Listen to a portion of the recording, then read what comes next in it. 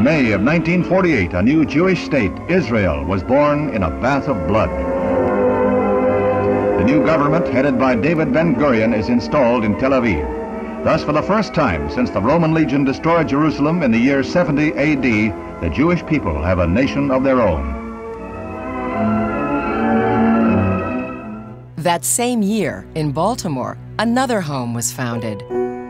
As more than 150 original members gathered to celebrate the city's first conservative congregation, Bethel. Bethel was the first synagogue founded consciously as a conservative synagogue.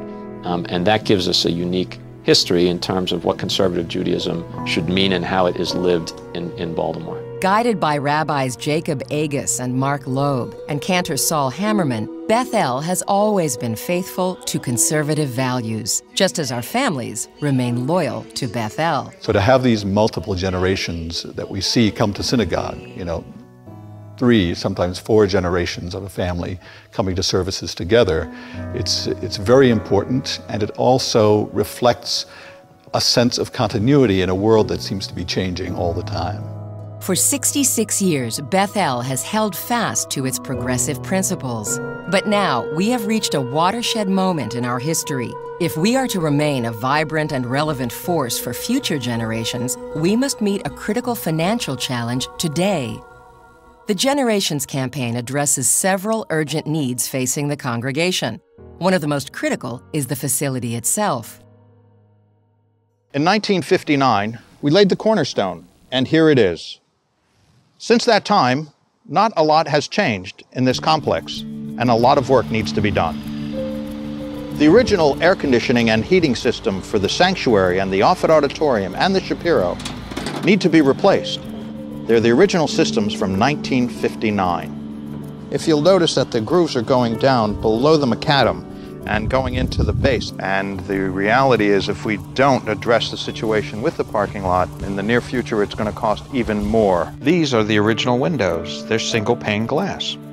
The doors by the sanctuary. It's a major masonry work that needs to be done. You'll see the separations that is taking place as the building is settling. It's not the roof leaking, it's the actual stone. We need a larger ramp. The stone has to be different, and we're going to need a more gentle slope. The courtyard has a hazard. This is the original Bethel kitchen, and many of the components of it really need major renovation. The dishwasher, the ceiling fans, there's no air conditioning or heat in this particular room. Maintenance is included in the Generations Campaign because the complex is 55 years old and needs major repair. Bethel is more than just bricks and mortar. It's a place where memories are made. When my kids enter the main sanctuary for the high holidays, they are sitting in the same seats that the Ellison family has sat in for 4 generations. And it feels awesome. The feeling and that sense of history is palpable. Do you remember sitting there, like when you're Jesse's age and Jack's age, you remember sitting there with your grandmother? And Absolutely. I have such strong memories of sitting in the main sanctuary next to my grandmother and looking at her jewelry. She had these beautiful opals, and as I would sit there trying my best to follow Rabbi Loeb's sermon, I would be looking into the beautiful opal that was on her finger and find the mystery in it. And I still wear those opals today when I go to the high holiday services. So it's very special.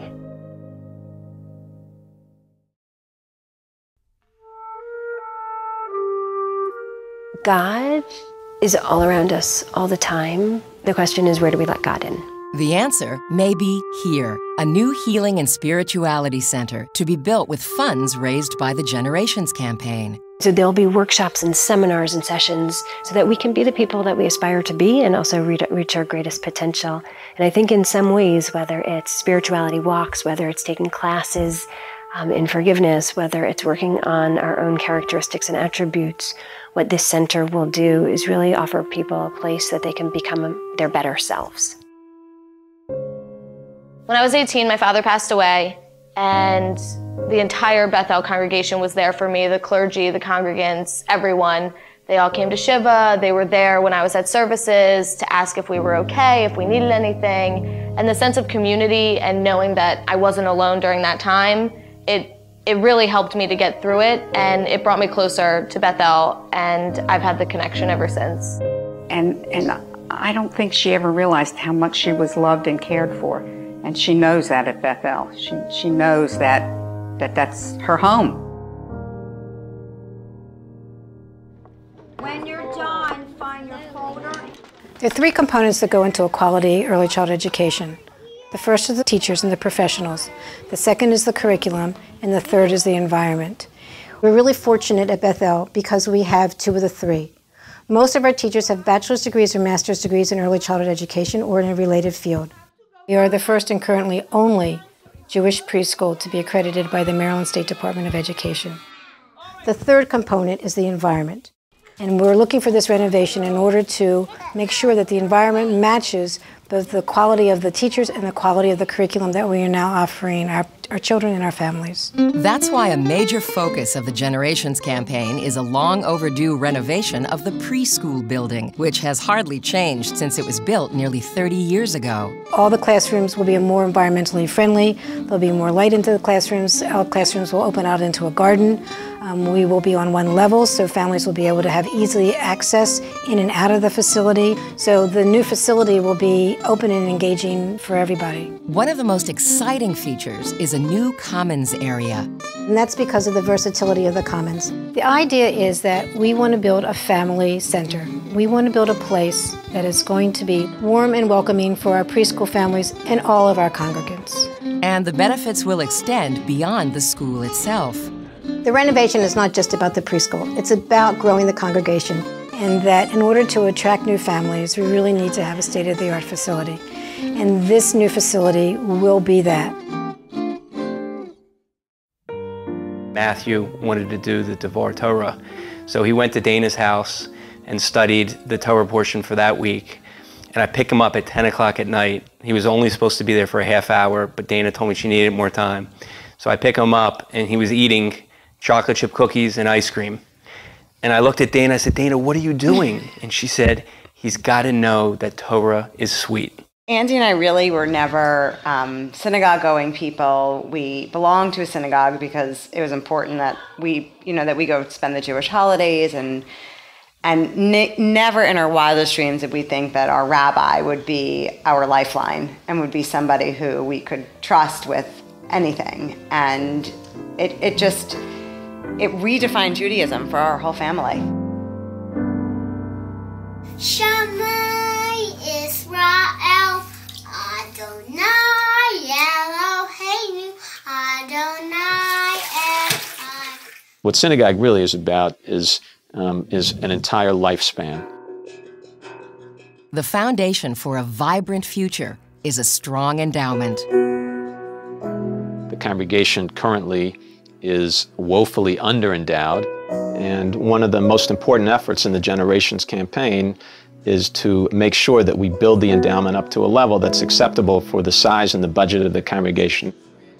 What it means to people today, especially younger people, to live Jewishly, to do Jewish, to practice Judaism is changing dramatically and rapidly. And I think one of the great challenges of congregational life at Beth El and across the country is how will a congregation meet the needs of this new way of being and thinking about Judaism in the next 25 years. We never want to have to turn a member away for financial reasons. We never want to have to say to a member who, for example, can't pay full dues that they can't come here for high holidays, or to a family who is struggling that they can't send their children to Beth El for Hebrew school. And if we can get the endowment to the level where it should be, we will always be able to say yes to those families in the future as we have in the past. Those of us in the Beth El family have been given a gift from earlier generations. Now it's our turn to honor the past and affirm that legacy by investing in our future. If you're ensuring the future of congregational life, and if you're ensuring the future of children and grandchildren in your own family, you're ensuring the future of the Jewish community. And that's what this is all about. That's good. That's great. Mom, I want to keep doing it.